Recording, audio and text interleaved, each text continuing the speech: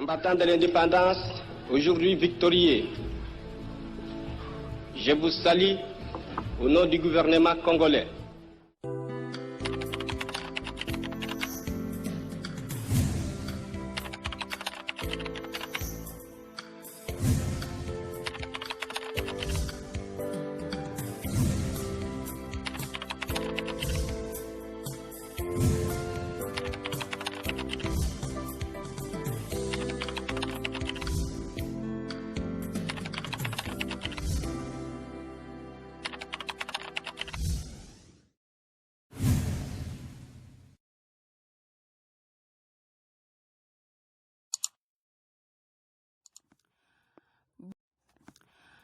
Bonjour mesdames et messieurs, bienvenue sur GCT Magazine Télévision, votre chaîne par excellence.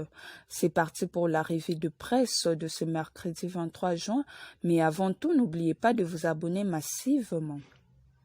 Entre le sommet extraordinaire de la SADC où prend part le chef de l'État et des nouvelles sanctions pour non-respect de gestes barrières, voilà donc le principal sujet majeur qui sont exploités par les médias congolais. Débutant ses tours d'horizon par ces médias en ligne, congoprofond.net qui titre SADC, Fachi à Maputo, les terrorismes en RDC et au Mozambique au menu. Le président de la République, Félix Antoine Tshisekedi Tshilombo, est arrivé mardi soir à Maputo. Le chef de l'État va prendre part au sommet extraordinaire de la communauté de développement des États de l'Afrique australe SADC, qui se tient dès ce mercredi 23 juin. Au cours de ces sommets, il sera notamment question de la lutte contre le terrorisme qui affecte le nord du Mozambique et plus précisément la province de Cabo Delgado, tout comme l'est de la RDC avec les attaques de ZADF.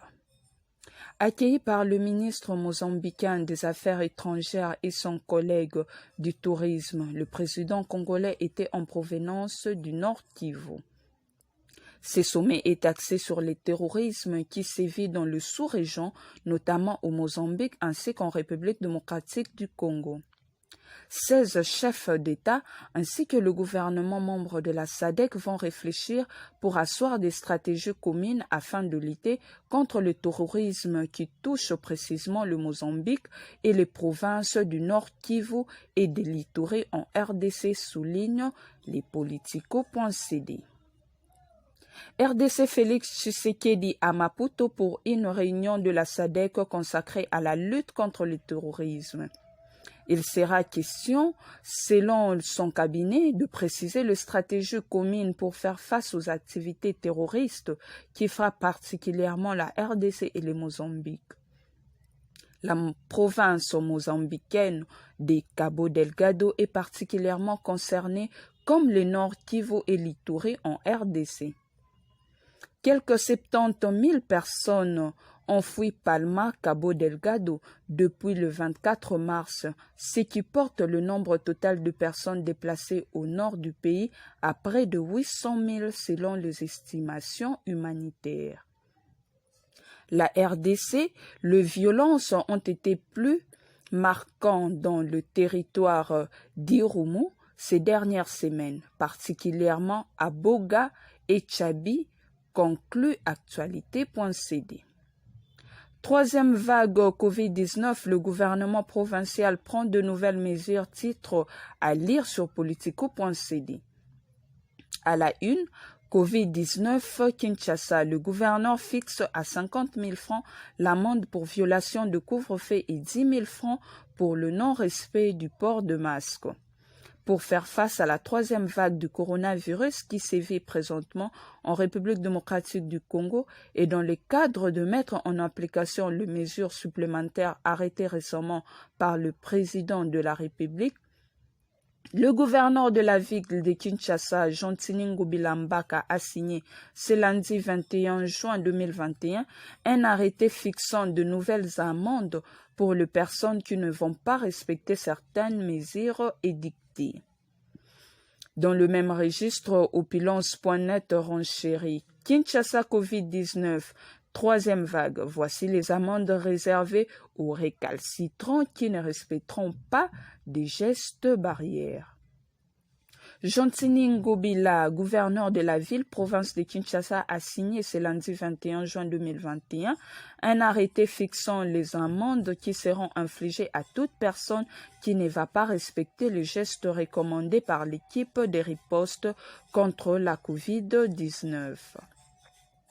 10 000 francs pour défaut du port de masque, 50 000 francs pour violation de couvre-feu, 20 000 francs pour un taxi moto avec plus d'un passager, 50 000 francs pour le transport public avec plus de 50% de sa capacité, 100 000 francs à 1 million de francs pour les restaurants dépassant 50% de sa capacité d'accueil ou boîte de nuit, terrasses et bars ouverts.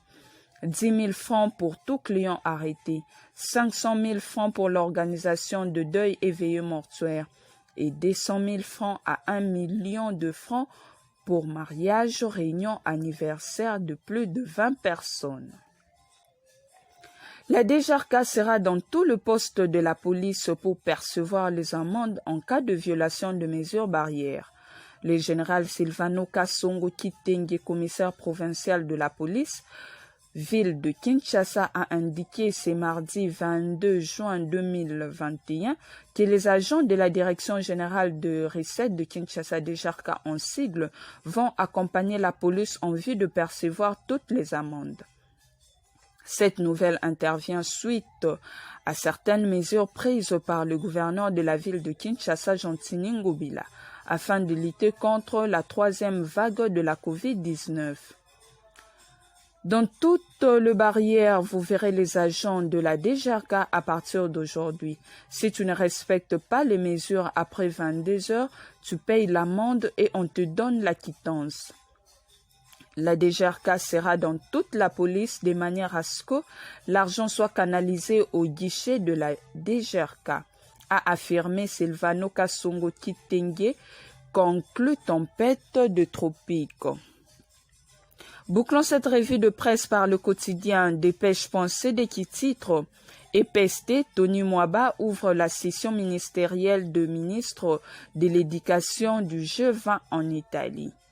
C'est sur invitation de la présidence italienne du G20 que Tony Mwaba Kazadi prend part à ces assises qui se tiennent du 22 au 23 juin à Catania.